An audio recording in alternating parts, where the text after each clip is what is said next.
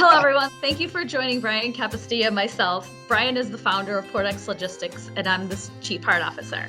Every other week, Brian and I are going to gather to share our stories of leadership success, cultural dynamics, and customer service.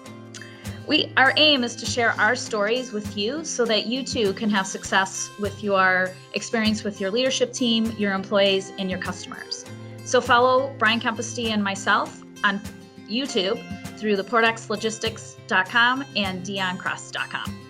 So today, our topic of conversation is going to be on collaboration and incremental change for 2021. So Brian, let's have you start with your thoughts. Collaboration and incremental change was your thought for the focus of 2021 with Portex Logistics. Do you want to share some of your thoughts on that? Yeah, first, why, right? Why incremental change? Was that something that we focused on? Because we doubled our business in 2020. And we know that doubling your business every year is not necessarily sustainable. And the supply chain market and the economy, gave us a lot of new revenue, new customers, and was great. But we know it's not all going to be roses, rainbows, and unicorns forever in the transportation, logistics, and trucking market. So we know this year it's do all the little things better. Make sure we're updating the customer, getting one more integration on our turbo technology, making one more outbound call, introducing ourselves to the marketplace. So we just realized really, really simple concepts can make a big difference. Such as we were talking about the brand ambassadors and how if they simply put 10 leads per day into our sales software database, that's 2,500 new prospects in a year that are getting all of our information. Yeah, which is awesome. And for those watching, Brian brought me on as the Chief Heart Officer of Portex Logistics, and kind of counterintuitive to that title, he calls me the executor, right? So Brian and I work together, and those initiatives that Brian just shared with you in terms of that incremental change, my goal with leadership development with every single person on the team is to help them implement those little tiny add-ons every single day or every single week to get that big result at the end of the year. So you and I work really closely together to set up those initiatives, and then my job is to execute the follow-through with each employee. And we've already started that for 2021 and setting people up for success at their desks day to day. Yeah, being that point guard, like we call it, on the fly, helping people in real time, not just meeting with them once a month about did you do it. If you can get myself and Adam and David and Tessie to all add 10 contacts a day, 10,000 new contacts in our database in a year. Mm-hmm. So, which is huge. So you sometimes think, oh, I don't have time to do that in your day to day, but when you just take that little bit of extra time by the end of the year, it's a huge output. Mm-hmm.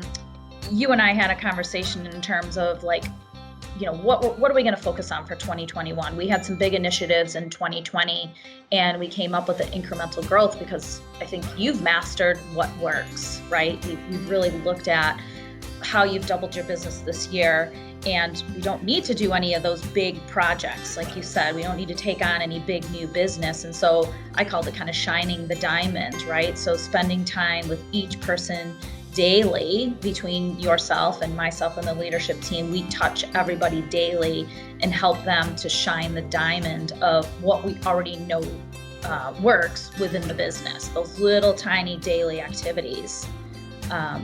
Which I think the really cool thing, Dee, that doesn't happen at most organizations, especially when you're a hyper growth startup, state-of-the-art technology. Usually, it's about, well, we've got these really super smart people, which I'm not saying we're not smart, but we came from doer background. Everybody was a doer. We didn't just go get our, masters in business from Stanford and just walk in and be like, oh, well, we're going to use all these things that we learned in a textbook and change the world.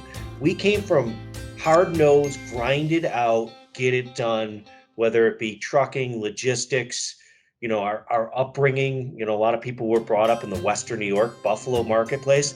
You got to be tough as nails to do it. And that's kind of what we're doing is when we talk incremental change, just do all those little things, do the blocking and tackling. Right, right. Yeah, I think you make a good point, because this past year we talked a lot about grit. Like, we've had a tough year with all the world dynamics and the world changes, and we held all of our people accountable by talking a lot about grit. And I think it's very much in line with what you're talking about. You know, we are, our team is a bunch of doers, right? And I think some of the biggest challenges is like trying to get them to let go of some of the doing and delegate some of the work, which is sometimes my biggest. Was the next thing that we're talking about, right, in our winter retreat is collaboration, right? So we've all defined our own lanes and what we're good at and where we need to be. But where does one person say, you know what, it would be really helpful if I could reach out to somebody else on this one particular project or issue that I'm having, and learn where to collaborate as a team. Well, yes, I agree, you know, and moving in that direction has helped me to, I told you I read that book, Who Not How, and I think it's a different mindset. You know, we always think about, and I know for myself, I'm guilty of it, how do I get more things done? How do I do all this myself? And the collaborative effort that we're having this year is, who do I bring into the loop with me? Because two brains are better than one. And who can I have support me, who might have strengths that I don't have, or skills that I don't have, or even insight and ideas that I might not be thinking of, that can make the project bigger, better, and lead to greater success. So I think just shifting everyone's mindset from how do I do this to who do I bring in to this project with me, so that we can get the greater outcome, which I think is a really cool concept. And you speak of that book, I'm like writing my things down, and I've got my Atomic Habits book out today.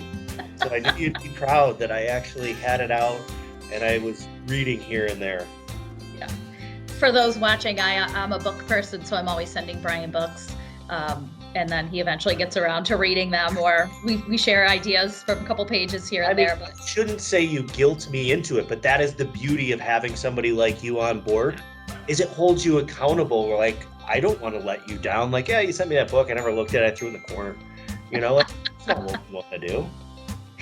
Well, I've told you that you don't have to read the whole book. You just open it to the chapter that interests you, or a couple pages, right? Yeah. We're all busy, and you know, we have to give ourselves a break sometimes, so we don't have to read a book beginning to end, but just go to the juicy parts that fit us at the moment.